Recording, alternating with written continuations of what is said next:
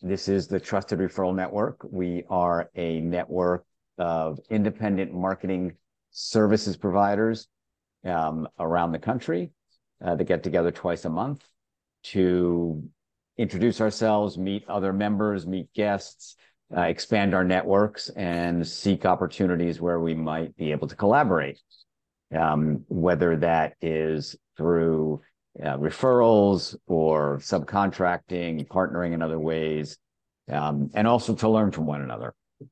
So we usually try to have a showcase. Sometimes we don't have anybody scheduled, but we ask if anybody wants to wing it. Alan got in just under the wire this morning to offer up a showcase. We allocate 15 minutes to it. After that, we take the time to go around, introduce ourselves to the other guests and members with the intent of really helping people understand what you do, what you can offer, what you're looking for, if anything in particular, and some way to remember you. As we all know, we're bombarded with messages and we meet many, many people if we're out networking. And it's difficult to remember folks just by, I'm a marketer and my name is John Smith, right? That's a tough one. But if you can add something that is a little different, unique, either about your work and or about you personally, that really helps. And then use that as a basis to decide who you want to follow up with. Really the 2 to 3 minutes does not allow you. It's just the beginning of a potential relationship. It's not enough to keep you and them in each other's minds. So we'll start off with our 15-minute showcase. I'm going to switch to gallery mode. Or do you have a presentation, Alan, or do you want to just? I have a deck. You have a deck? It is. Yeah. Okay. So if folks, do you want people to just chime in or with questions or use the chat? I'm happy to have anybody speak up or use the chat, or they can ask questions. I don't think I'll take all 15 minutes. So, I'm very happy to have questions and address anything that's not clear. Okay. I'm going to still grab my timer if I could find it and get that going. And if folks would go on mute, because I am going to give Alan the full screen. And if you then want to chime in, just go off mute or drop your question or comments in the chat. Also, I encourage everybody to put their contact information in the chat so that when you download it, I'll remind people to download it at the end of the meeting so that you have all of that contact information. Worst comes to worst, you can always ask me for the chat later on, because it does save automatically to my Zoom folder. So, Alan, it's all yours. All right, let me share my screen here. You guys see, does it say capabilities and best practice? Yep. Okay, good. All right. So when I reached out to Michael this morning, I thought I didn't prepare a deck, but this is just basically our capabilities deck that we created over the summer for clients. I'm sure you guys all have one. Just kind of gives you a general overview, but I thought also I would just talk a little bit about my company and me as well, because this is all about me. And I also, you've heard me, if you've been on these calls, you've heard me say that, this group has been great in terms of finding business leads, but more importantly than that, I want to find partners. And I will explain that as I go through this short deck, that how we've evolved as a business and how we work with trusted third-party partners. All of you have that potential, and we can help each other that way. So first of all, let me just tell you a little bit about myself. I'll take like about 30 seconds. I've been doing PR for a long time. Back in the day, you know, when we had things like wet faxes, and when you wanted to send press clips to clients, you had to make a copy of all the clips, cut and paste them with a glue stick, put them in an envelope, and messenger them to the client. Sounds crazy, but that's how business was done way back. And so I started out at a PR firm in Los Angeles, which is where I'm from, in the 80s. I moved to New York in the mid 80s, went on to work for a TV syndication company. From there, I went to Sony Music, always with a focus on children's content and products and companies. And always, obviously, as you're kind of getting the sense in entertainment. I went to a .com around the year 2000 when the whole thing crashed. So that was good timing. And I went to a book publisher, and then I went to MSNBC when they were a mess in the early 2000s. And at that point, I said, I've had enough. I really don't want to work in the corporate world anymore. So that's when I started the business with my partner, Karina Sales. 2024 is actually our 20th anniversary. We started actually working on clients in January of 2004. And this is where I wanted to say that we've evolved our business tremendously over the years, and I'll get into that momentarily. So how do we position ourselves? We do PR and we do social media. Those are our two core businesses, but we do a lot of other things as well. And this is where, again, third-party partners are very helpful. We started as a traditional PR firm because in 2004, if anybody can remember that far back, there really wasn't any social media. There wasn't a lot of digital marketing, not in the way it is now. And branding, even branding, which all of us do because we're all marketers, was kind of thought of in a different way. ROI was thought of in a different way in the PR world. It was very hard to give metrics in terms to show success. Now it's all about metrics and it's all data driven.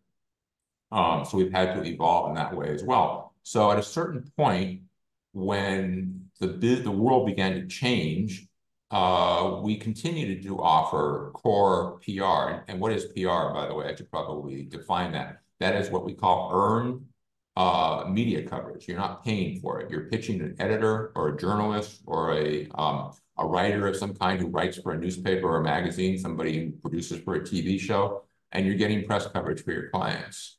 And nowadays, even though nobody reads magazines and newspapers, clients still want to be in them. So that part of our business has never gone away.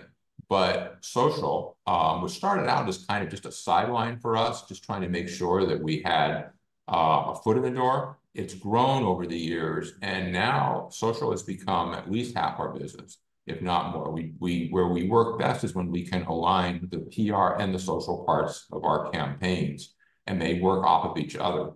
And I will also mention that I would say more recently, we started out, doing what I would say B2C social, Instagram, Facebook, Twitter. Obviously, that's still very big, but we have really developed an expertise in LinkedIn. We've had, for whatever reason, I would not say it's strategic, it's just kind of the way it's happened. We've signed a number of B2B clients where they want either trade press in their industry or business coverage. So we've developed an expertise in LinkedIn, and we're really good at it. And that's an area that I have found can be very, very helpful for clients. We talk about brand positioning. Like I said, I'm sure all of you do as well. Everybody is it has to be very, very good at branding for what we do. But in PR, if you don't get your messaging down, then PR without context has no value. It has to have context, it has to tell your story, and ultimately it has to drive your business objectives. So as we mentioned to our clients here on this page, earned PR, paid campaigns with influencers. We do a lot of influencer outreach, social, and that broad scope of services. Now this is where you guys would come in. We do we offer a lot of different services, but we don't do them all because we're not a huge agency. We're actually a boutique agency. So we don't have people here that do all these things. So yes, PR, social, digital marketing, influencer marketing. We do event coverage. But for example, we do not do video content. We have partners who we work with, and these are partners, like I said, they're trusted third-party partners. We're very careful about that. We do not offer SEO or some other related services. That is, again, where we look for third-party partners. As a matter of fact, at some point, we're going to partner with Zev to bring him into one of our projects. We haven't found the right one yet, but it's going to happen because he's the perfect kind of a person for us that we can partner with to provide that broader scope of services. We don't offer web design or any kind of design services, but again, we find partners. So I'm saying all this because when I get on these calls with the Trusted Referral Network, I'm listening to what you guys are saying very, very carefully because I want to find ways in which I can bring you in, not because I'm a nice guy, but because it makes us more effective when we pitch new business. And I hope you'll think of us in the same way. The broader scope of services you can offer in today's market, the more you are going to appeal to clients because they want to know that all this is being handled turnkey, but it's also being handled in a way where they're feeling they're getting a high level of service. And so that's something that we work on continuously. Always refreshing those partners, always making sure that the people that we work with are really top tier, and you guys are. And I appreciate that from all of you. And that really is it. Yes, I wanted to mention our verticals. So I mentioned I come from a media and entertainment background. We've gone, obviously, since we've had our agency for 20 years, I've gone way beyond that. We still do that, and we still work a lot in children's content and products, whether it be toys or TV or books or anything else that children and parents would consume. But we have a lot of other types of businesses. We work with a lot of startups, and particularly on the tech side, soft technology, because I'm not going to try to explain the ins and outs of hard technology, but we work with a lot of those. We work with a lot of consumer products companies, digital brands. I mentioned media and entertainment. Nonprofits is a huge part of our business. We've always had at least one or two nonprofits in our portfolio. And I'll say something about that in a second. Right now, we've got 3 lawyers. One is a cannabis attorney, one is an intellectual property attorney, and one is a personal injury attorney, so they don't conflict. When we sign new clients, particularly in some of these areas, I always say it's like taking a graduate course because you have to get up to speed really, really quickly. And then, of course, social media content creators and influencers. We have a smart shopping expert who we do only social for. We have a YouTube series. So we're quite diverse. If you were to bring me a project, I would tell you whether we could do it or not, but we're pretty gung-ho about most things. We're like, yeah, we'll figure that out. And I'm sure, again, you guys, you're all small business entrepreneurs. You're all have faced that as well. One thing I will say about nonprofits, and I'm going to sort of change tone here for a moment and be personal. I have 2 sons, teenage sons, both of them on the autism spectrum. One is pretty severely disabled. The other one is mildly autistic. And I only bring this up because we've been able, when nonprofits come to me and they often are looking for, they're often kid-oriented, and they often are looking for support for neurodiverse audience. That's who they work with. It's something that's really personal for me. It's something that I really believe in, obviously, because I live it. And that's an area that I'm always looking to try to help clients with. And that's not a place where I expect to make a lot of money. It's something I do more because it's in my heart. So if that's something that you guys ever want to talk about, neurodiverse outreach, I'd be happy to talk to you about that. And that really is it. The rest of this is just boilerplate. You don't need to see our smiling faces. Alan, quick question. Yes, and then I'm done. Do you work with any non-for-profits now under the autism umbrella? Not at this moment. I'm looking. I thought we had somebody recently, but I'm always looking for somebody that needs help there again, because I think that I bring a level of passion to that area that can really help people. You're on mute, Mike. I have a question that I dropped in the chat about how you see. typically work with third-party service providers. White label. Is it like a white label, or Yeah, how's it's a great question. typically? Yeah, I never white label anybody because it's just too cumbersome. I don't want to have to tell people. I don't want to be the point person and be the third party, the intermediary answering questions. It's not in anybody's interest, I don't think. So no, we never white label anyone. You just have direct contact with the client. Okay. No, that's great. Okay. And so you're just adding your own management fee. It's not a markup on the That's right. base fee. Okay. Yep. Yep. Wonderful. Yep. Okay. Any other questions for Alan? So I have another question for you. Karina, I never see her. I never met her. Yeah. Is she hiding somewhere? She's on the West Coast. Okay. And she has her own networking groups. So, again, we kind of divide and conquer. I think it's just more effective that way. All right. Very cool. But she does exist, yes. And she does exist. And so you take east of the Mississippi and she takes west? Not exactly, but well, networking groups, I suppose that's true, right? Yeah, she has a couple of groups in LA that she's involved in. Yeah. Would you like introduction to a web guy who was an adjunct professor in Fordham University and an SEO guy who is a PhD in computer? Sure. Yeah, happy to talk to him. They'll be good people for you? Yeah. Okay, I'll put in chat for you, the two people. Yeah. Very cool. Yeah, they might be interested in coming to the Trusted Referral Network as well. Yes. Any other questions? Yeah, Alan. Yeah. I introduced you to a designer just now who mainly specializes with lawyers.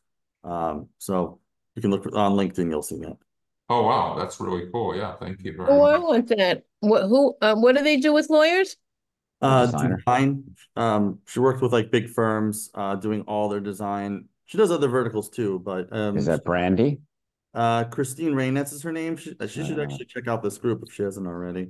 She's in. Oh, I would love that introduction, Zev, if at all possible. Sure, I think I did, but I'll double check, and if I didn't, I'll make it. Raynetz, how do you spell her name? Or just drop her info into the chat. Thanks. All right.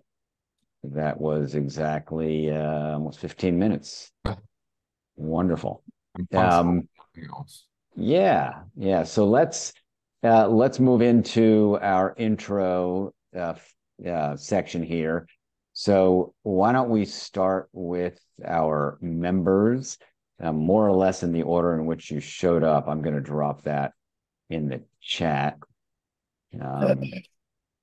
And it's going to be Ron, Rochelle, and Zev, then Rajiv.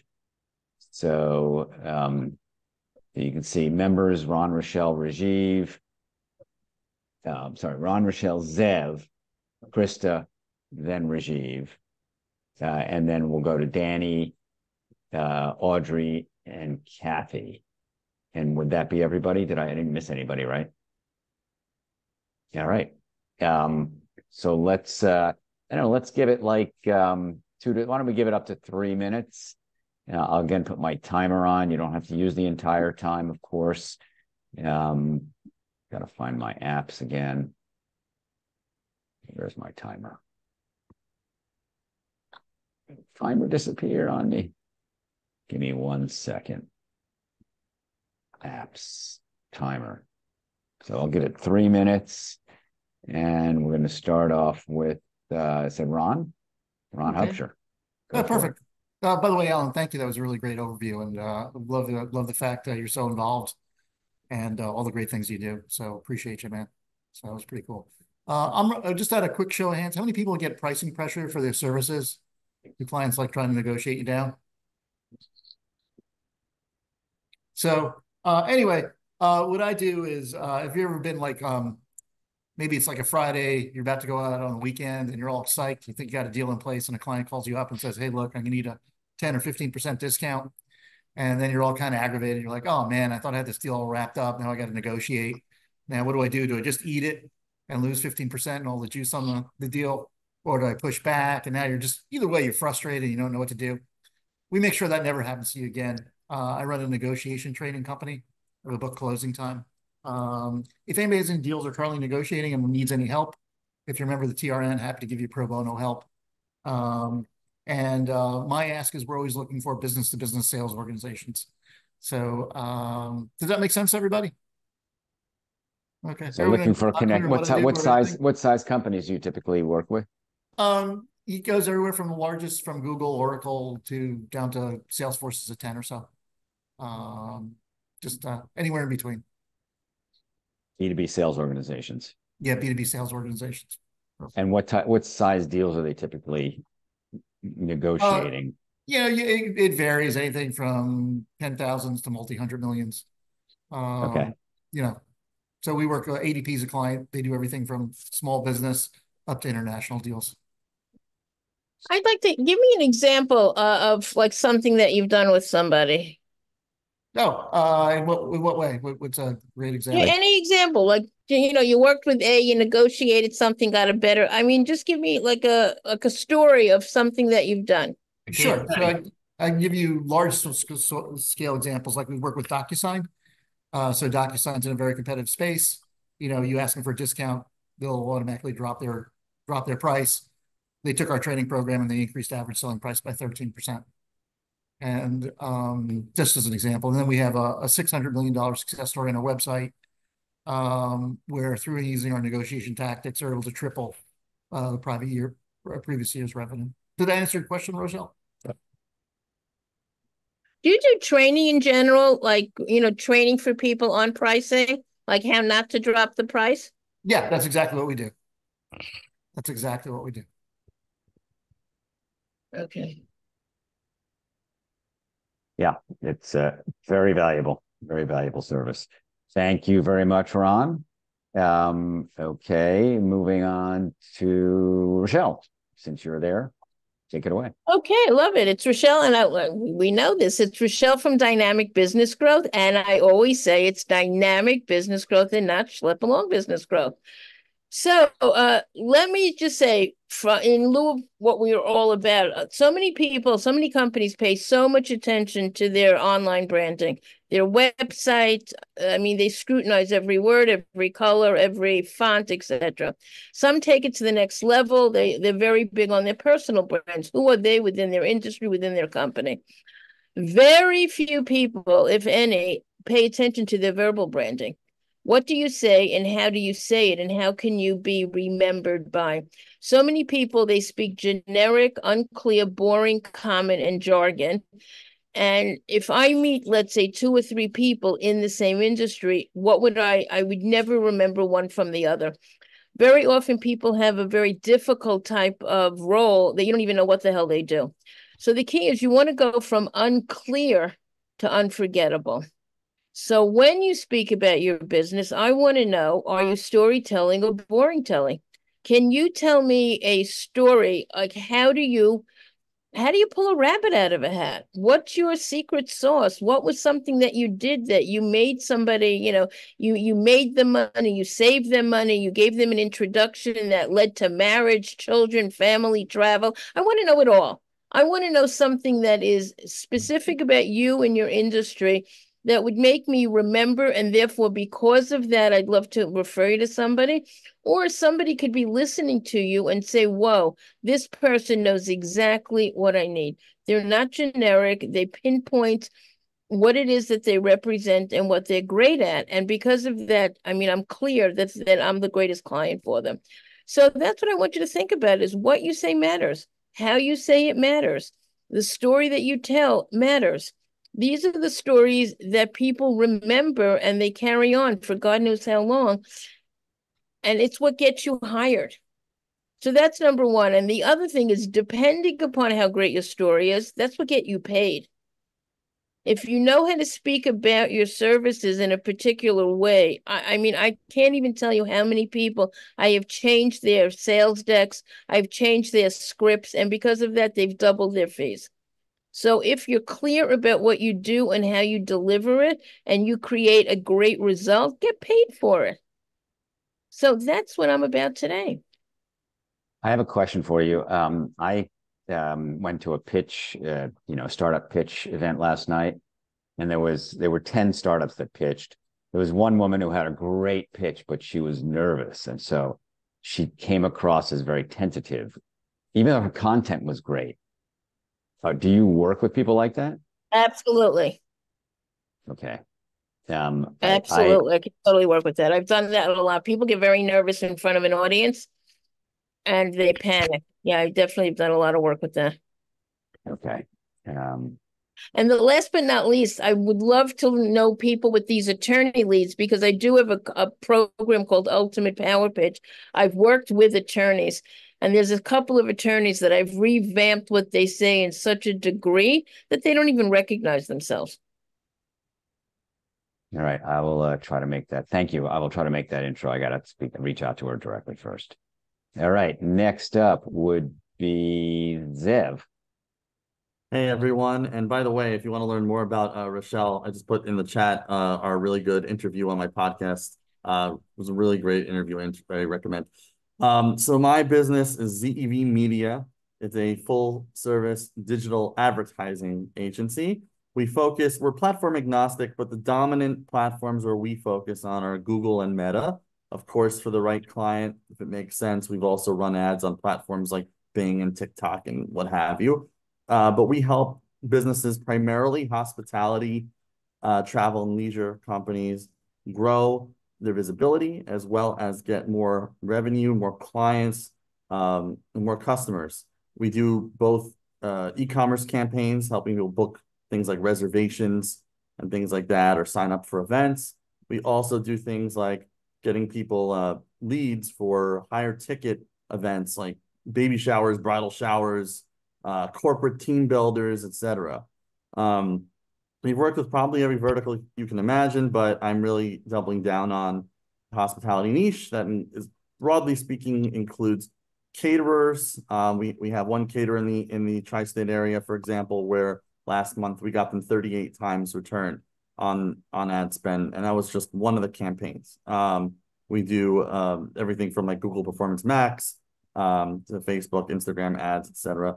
We also work with boutique hotels, restaurant groups, even summer camps, and even food and beverage related nonprofits. So pretty broad spectrum within hospitality, event spaces, travel, excursion kind of things.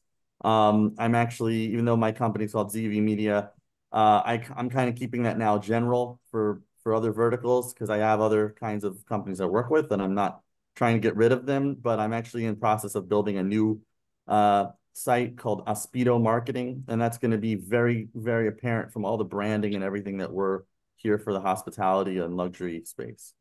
And yeah, happy to meet with everyone here on a one-on-one, and I'm always down to make intros.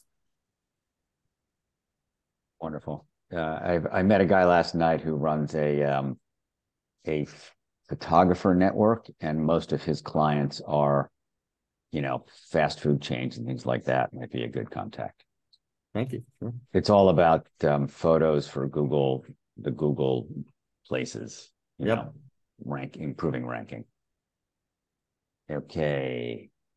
Moving on. Krista Janik. All right. Who trusts you and why do your people trust you? I'm Krista Janik. People remember me as the ghostwriter, blogger, and amateur skier who just happens to be blind. Because I have learned to stop hiding and start embracing my own personal story, that helps to position me to empower my clients to do the same.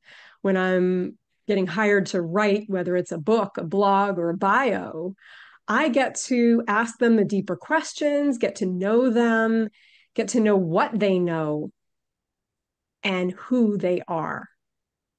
So I joined this group because I'm looking for referral partners, and I'm looking to be able to work with people who also share my love of story, brand, and that informative type marketing. So before we ever try to convince someone to buy a service or a product directly, we have the trust that's on board. We build that trust, we nurture that trust, and we position ourselves and our clients to show how they are in the best position to serve others. I'm Krista Janik. I love to serve speakers, thought leaders, other idea people because I have a curious mind and people enjoy the outsider's perspective. Krista Janik, wise words that matter. Right. Thank you so much. I may have a contact for you, guy. Hey, Rochelle, welcome to the Z Learning Podcast. Thank you so much for being here today. I have that. I want to thank you for having. Hold on, let me close that. I'll put you on mute. You're not on mute, Rochelle. Thank you. All right. Okay. Next up would be Rajiv. Yeah, hi, Michael. Hi, everyone. I'll keep it brief today. As you can tell from my Zoom background, I'm the assassin. I assassinate scandal. Everyone knows that. What I'd like to talk to you about today is something a little bit different. It's about leveling up your message, kind of like what Rochelle was talking about. And the best way of doing that is speaking at the United Nations. I spoke at the United Nations. Well, the first time I spoke at the United Nations was at the World Homelessness Summit. My speech was on solving homelessness by leveraging coaching and technology. And after my speech, the country of Malawi, which is in Africa, asked for my help. Well, they demanded that I help them solve child homelessness. So why am I telling you this? I'm not telling you this to brag, but I'm telling you this to let you know that my small little investment of $15,000 to speak at the United Nations turned into a $250,000 deal with the government of Malawi after they demanded that I help them solve child homelessness in Malawi. So that is a very simple, cost-benefit analysis, situation where you speaking at the right place, the people that are there are riveted or are desperately looking for a solution because they're looking there to listen to subject matter experts and vetted people who can do what they say that they can do. So when you go to places like this, the audience is profiled the right way, your message is heard the right way as well, but more importantly, it reaches the right people and oftentimes reaches the highest levels of power as well. And by that, I mean governments. You're speaking to the decision makers or the influencers in governments. And this results in, yes, you can do really good work, but get paid really well and get paid whatever you want to get paid without having to necessarily be the one chasing the business and have people chase you, change the paradigm. So that's my message today as far as how do you change the paradigm? My ask for this group is we're also looking for a CMO to join our SaaS product called Lily Launch Tools. So if people would like to join our team on a performance-based equity arrangement, please reach out to me and I'll tell you more about it. And yeah, I'll leave it there. I'll give you back 20 seconds. Back to you, Michael. All right. Thank you so much. So you're looking for a fractional CMO? Yes. For Lily Launch Tools? Correct. Okay.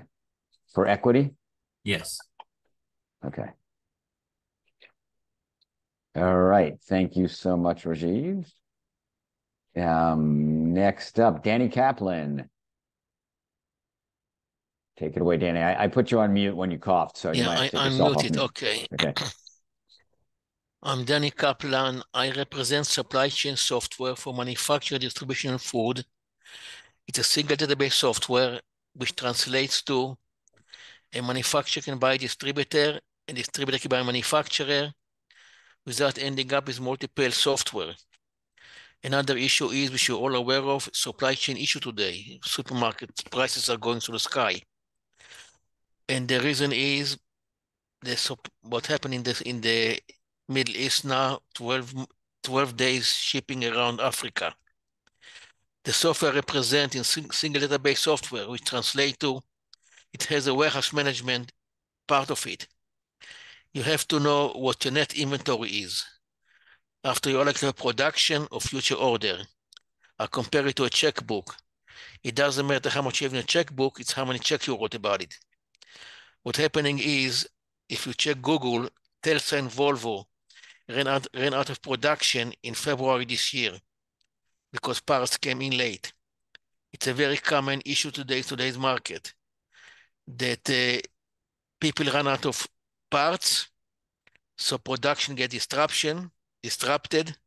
When the parts come in, extra overtime to catch up.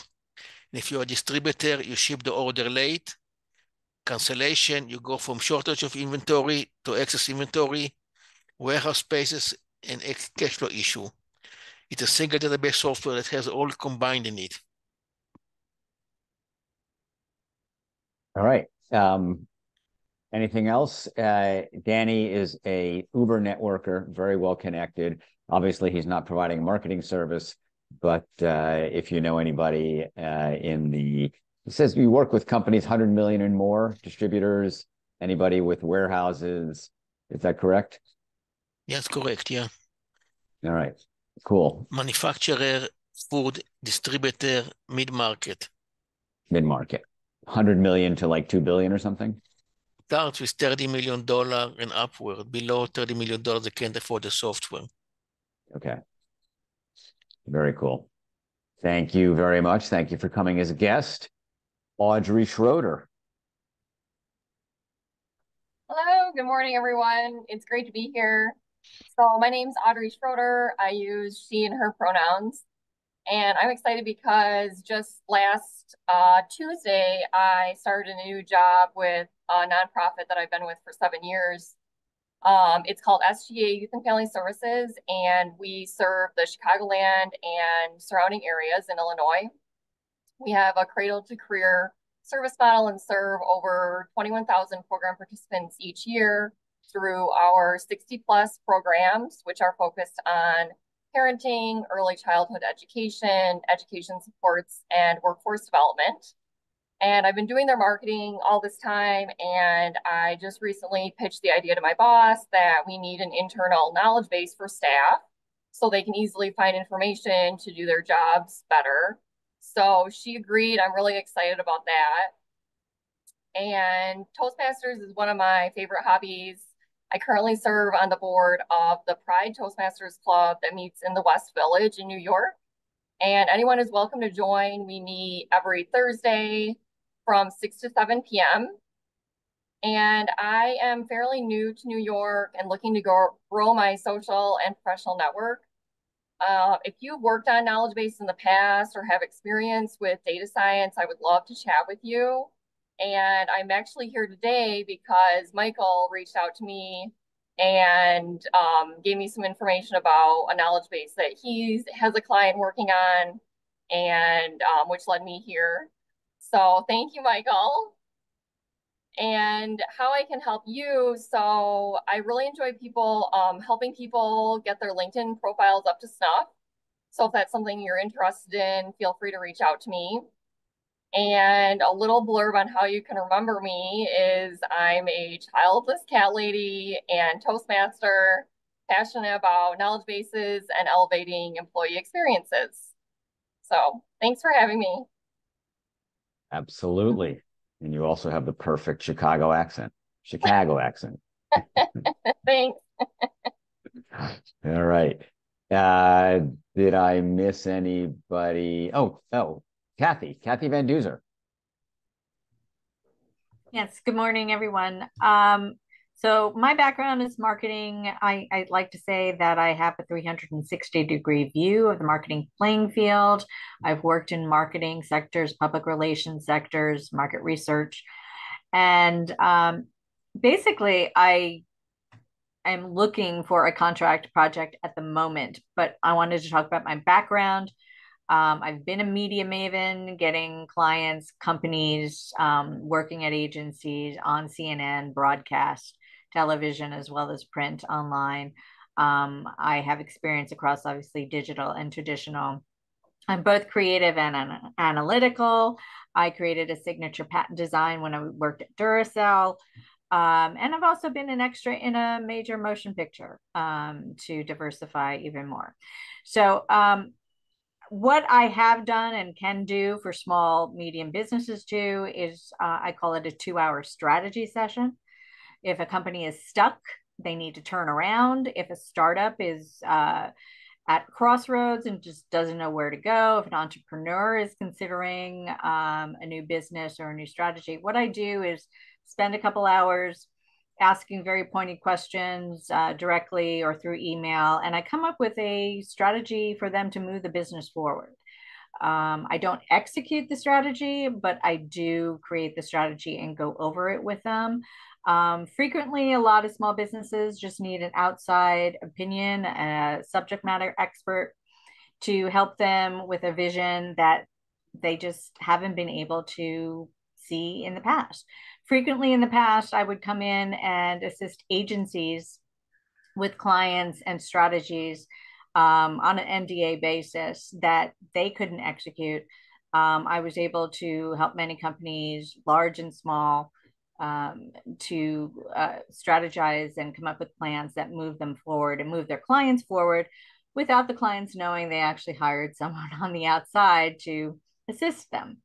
So right now, my focus has been project management, content, working currently with a home health agency on a lot of project management issues. And if anyone has any questions, I put my contact info in the chat. I also have what I call a consulting overview, which is a PDF of a PowerPoint, and it shows the work I typically do, past clients, and a bio too. So any questions, let me know. Right. Thank you. And you're based in Long Island, right? I'm based on Long Island. Yes, the East End. East End. Wonderful. All right. Thank you so much for joining us today. I don't think is everybody gone? If anybody has not gone, let me know now. All right. I will go myself. So my name is Michael Bendit. My core business is called Software Development Resources, and I am an independent rep for about a dozen software development boutiques. About, let's say 65% of our work is in the marketing world. It's shifting a little bit more toward, I guess the 35% is growing with startups, helping them access talent, helping them build their first products. So I've been doing a fair amount of networking in the startup world. Also, some of my clients, the teams that I work with, that is, end up developing products based on the work that they've done. And I am working with two right now, one who has a tool that extracts data from, I would say non-standard forms. So think of purchase orders, which can differ from client to client, or bills of lading, which can differ from shipper to shipper. And what it does is it uses AI, it scans it and uses AI to pull out the key data, such as, the PO number, the items on the purchase order, the ship to, the bill to, all of that information using AI. And so it reduces the amount of hands-on time of data entry by anywhere from 60 to 80%, depending on how much review is required. So that's just one of the types of tools that my teams develop. Another prospect right now is a large consulting firm. They want to index their years and years and years of presentations. And I have a team that has experience using AI to do that sort of indexing. So we mostly do custom development. I like to be known as the software guy. My job is to match the right team with the right skill set to the project.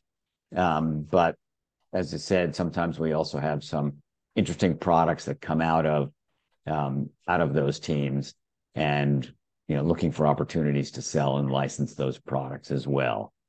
So great leads for me in the marketing world are digital marketing firms that don't always have the internal programmers to do all the work that comes their way. And on the other side, I love to talk with startups, small companies that might need some software help. Okay, I'm going to go back to our gallery mode. We have about 9 minutes left. Any questions either about the Trusted Referral Network or to one of the other members, or suggestions or offers, or now's the time to speak up. Michael, can I ask you a question about Sure.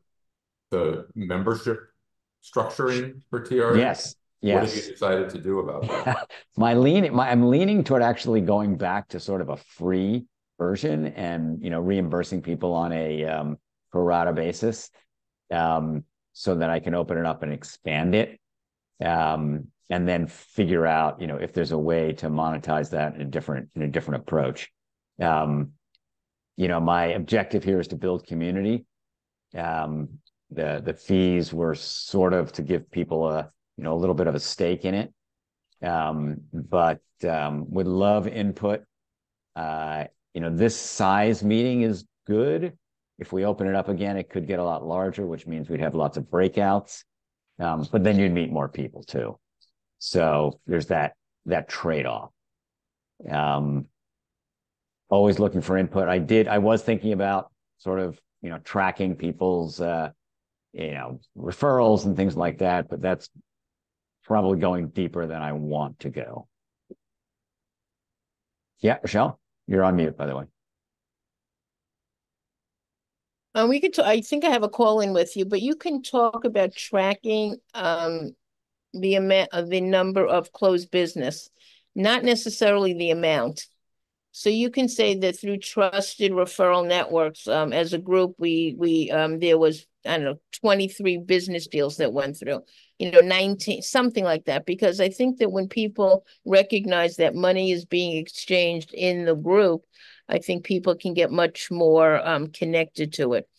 I don't think you have to necessarily do the amount because it gets a little tricky. I mean, I used to do tracking for a company called the Executive Association, and they did really well, and there was a lot of revenue that went through it. It's a little difficult to track the actual revenue, but I think that if you track the number of deals, let's say that through our organization, we had 6 deals, we had 13 deals, we had 107 deals. I think people just want to know that something is going through. Now and then you can track it something else. We had 10 new deals throughout the group, but we also had 23 new business relationships. It might not have been a deal, but I made a new best friend. And that's the other thing that's great about these groups. I mean, Rajiv and I mean, when we met, it was the funniest thing in the whole world. I mean, I'm 4'11", he's 6'5". Could you imagine? I mean, we cracked up. We cracked up because you don't see, I mean, when you meet somebody on Zoom, you don't know how tall they are.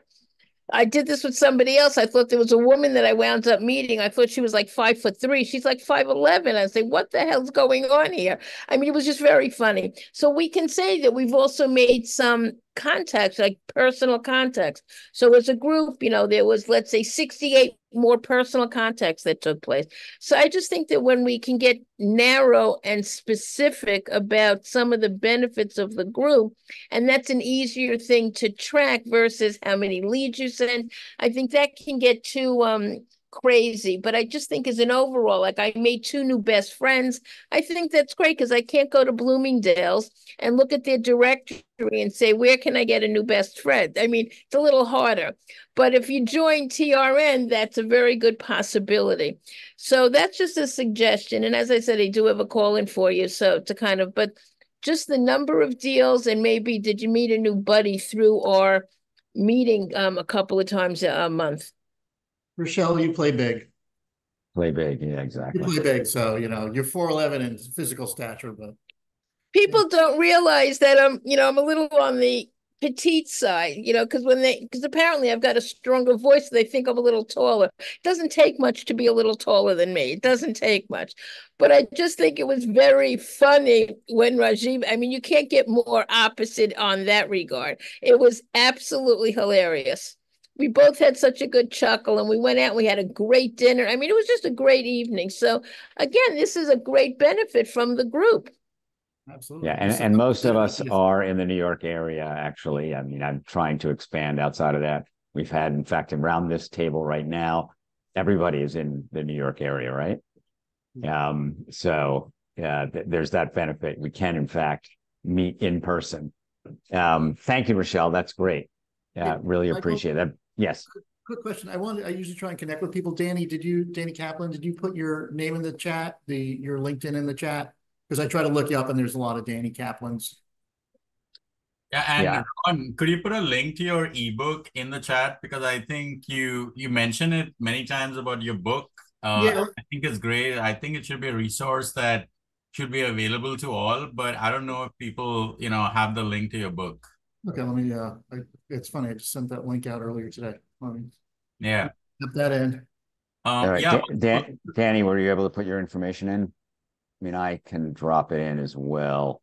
I have your, I have your LinkedIn. Yeah, Michael. So I think compared to the question about the membership and all that, I can certainly say earlier on when it was a larger group, I definitely picked up a lot more business, from this group compared to now. Okay. With the smaller attendance.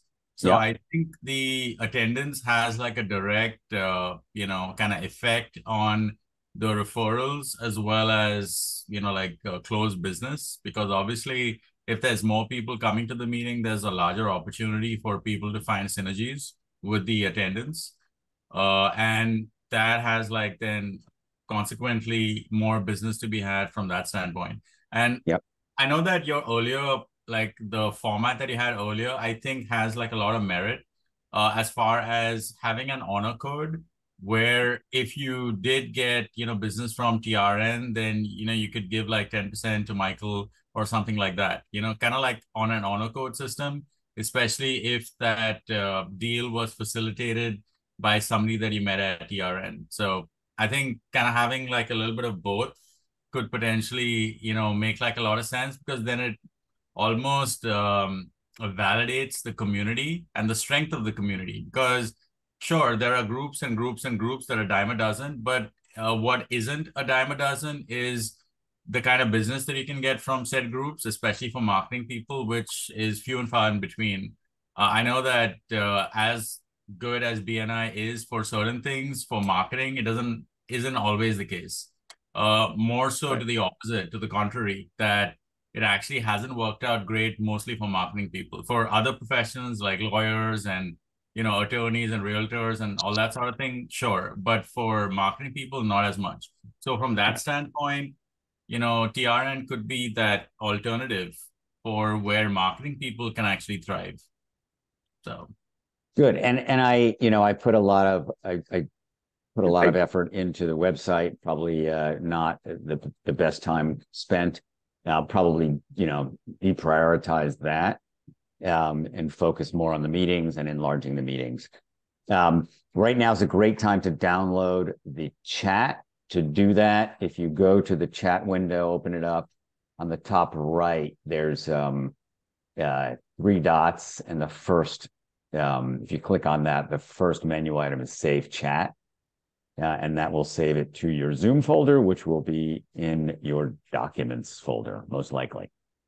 So at the top of the hour, thank you all. Our next meeting is on the 24th. Rochelle, you have a question, but I don't know if we have time. Can we do it offline? You also froze. Now she's gone. All right. Thank you, everyone. Have a wonderful Tuesday. Next meeting is the 24th at 5 p.m. Thank you, Michael. Appreciate it. Take care. Yeah. And thanks for the showcase, Alan.